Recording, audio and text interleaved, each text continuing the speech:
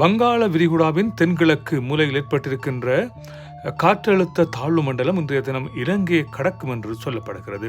இலங்கையை கடக்கின்ற அந்த தருணத்தில் இப்பொழுது நீங்கள் பார்த்து கொண்டிருக்கிற இந்த காணொளியில் கடல்கள் இப்பொழுது கொந்தளிப்பதையும் மரங்கள் காற்றுக்கு பலமாக வீசுவதையும் பார்க்கக்கூடியதாக இருக்கிறது.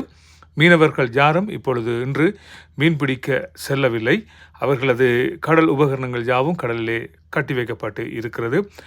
ஒரு பெரும் அனர்த்தம் ஏற்படுவதற்கான சாத்தியக்கூறுகள் இருப்பதாக அவர்களால் நம்பப்பட்டு இருக்கிறது. எனவே நாங்கள் பார்க்கின்ற வேளையில் கூட அப்படியான ஒரு தன்மை தான் இங்கே இருக்கிறது.